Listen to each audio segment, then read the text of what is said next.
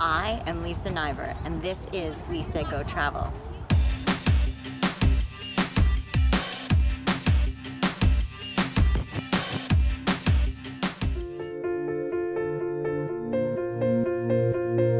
I would say to you that this is the 9th wonder of the world.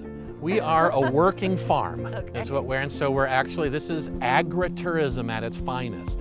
We've got a large crew of workers, 40 to 50 guys. They're cutting flowers every day. We're trying to cut about 15,000 bunches a day. And there used to be fields here of gladiolas, ranunculus, poinsettias, and many different flowering crops. And this property used to have flowers growing all the way to the ocean, is that correct?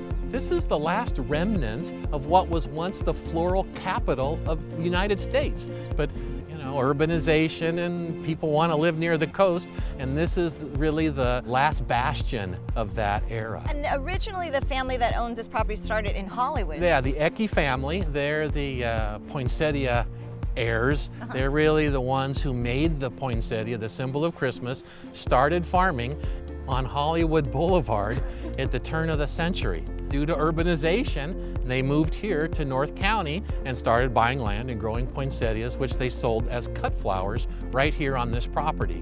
Where's the water coming for these flowers? Well, in the wisdom of the Ecke family, the city of Carlsbad approached them and asked if they would like to put a reclaimed water line next to our property. And they said yes, by all means. Now, water wasn't in short supply then. And so what we have here, which is unique, is we have access to the reclaimed water from the city of Carlsbad.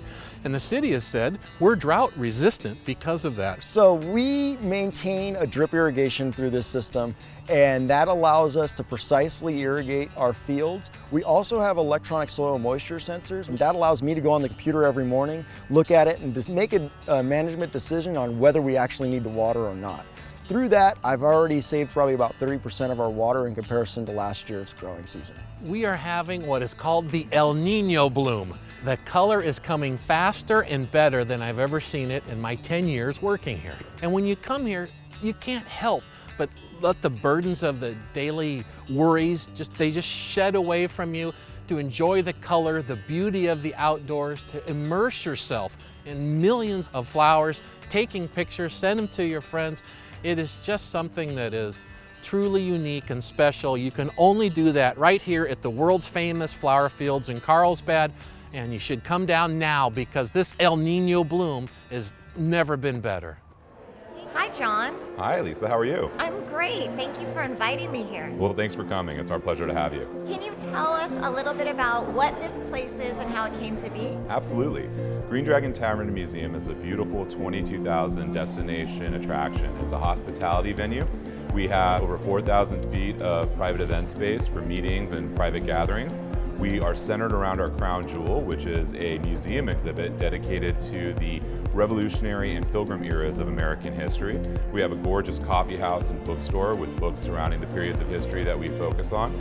And we have our 2-story tavern that we're standing in today with our 2-story stone fireplaces, 20 great local craft beers on tap, full bar, and an amazing family-friendly atmosphere that really draws in the community. Our benefactor started out as an inner city math teacher, ended up reaching out into business after obtaining a CPA, and he's always been very passionate about early American history. And so as he did well in business, he started a collection of these documents. Today, it's so expensive to go out. So that's why our museum is a free admission museum. It's not necessary to dine here, but really it's just about the opportunity to embrace and reconnect with our nation's history. You know, most people don't go to museums for the food, and they don't go to restaurants for the art. And it really creates an opportunity here where you get that cultural experience while being able to enjoy truly delicious New England-inspired comfort food. Our museum is a 501c3 nonprofit, and our restaurant and event space is a for-profit. And really we're hoping that the two can work in tandem to really grow the museum, grow the foundation, and encourage the museum's mission of reconnecting, celebrating, and promoting early American history, and to learn more about our nation's heritage and why we're proud to be Americans through the exhibits of original documents and artifacts dating back to the Pilgrim and Revolutionary eras. I like what you were talking to me about, the "Where's your revolution?" Is that your personal tagline? It is. You know, I believe that we're all trying to strive for greatness and doing what we do, whether it's a goal or a challenge at home, whether it's in the workplace, or whether it's civic engagement and in the community. I always challenge our guests by the expression, what's your revolution? Come into Green Dragon Tavern with your friends, with your peers, by yourself. You know, think about how you're going to change and make positive impact in your personal world or the world at large. We're at the Museum of Making Music in Carlsbad. What we do is we explore over 100 years of American popular music. We look at the people, the companies, the families that made instruments, how they influenced popular music, how you and I would have gotten those instruments as well, and we give people a chance to make music on their own. So tell me about some of the more unusual instruments you have here that maybe someone's never even heard of.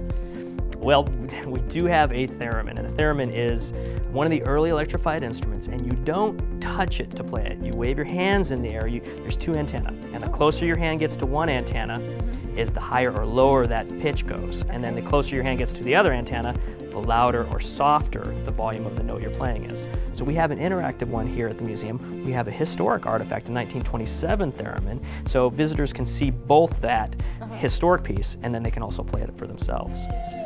Yeah, it does sound like human noises. There's a maximum volume that we can get, but if you just keep that hand steady, like on a regular volume, and then you control your right hand, there you go. Fender was making instruments. They made a guitar, and they called it a broadcaster. Well, prior to that, the Gretsch Drum Company had a drum set that was also called the Broadcaster. So Fender wasn't allowed to use that Broadcaster name on their line of guitars, so they scratched the Broadcaster name. And several of those instruments left the factory without a name. They hadn't figured out what the name of it would be. The final naming of that guitar was the Telecaster. So we have examples of all three of those instruments at the museum. I feel like for a lot of people, music is the way they connected. Do you find that kids or even adults show up here and kind of rediscover a part of themselves? Absolutely. This museum, you don't have to be a musician to appreciate it. I think everybody has that inner love of music, that you can think of that song that you heard as a kid, and it kind of gives you to that nostalgic safe place, or that energetic place, or that, you know, if you want to feel sad or if you want to feel happy. Obviously, the music is an international language, and we do have exhibitions here that tell the story of those global spotlights on music. We're able to make those connections here and able to let people experience that, but also to let them branch out and try it. They might not be musicians, but at least we give them a chance to see what it's like and try it out. Maybe light that spark for them. We're down at the Carlsbad Lagoon, otherwise known as the Agua Hedionda Lagoon. We got jet skiing, stand-up paddleboarding, kayaks, aquacycles, wakeboarding and water skiing lessons for everyone who wants to learn. A lot of families. They kind of drive by on the 5 and just stop here. So I bring my brothers down and go jet skiing all the time. You do? Yeah, have a lot of fun. It's beautiful here. There's a special history with a lot of sports. Well, we'll start with jet skiing. Actually, the first jet ski that was invented by Kawasaki was actually tested in this lagoon right here. Tony Finn, the inventor of wakeboarding, actually invented his wakeboard here by intertwining water ski and surfboard. Is there anything else that you've noticed from your travels with skiing or surfing that you always want to come back to Carlsbad for? I think this is probably some of the best water in the world. It's kind of small, isolated, it gets really protected from the wind, so it's always just perfect glass and just pristine conditions. What do you recommend that I should try today? Jet skis.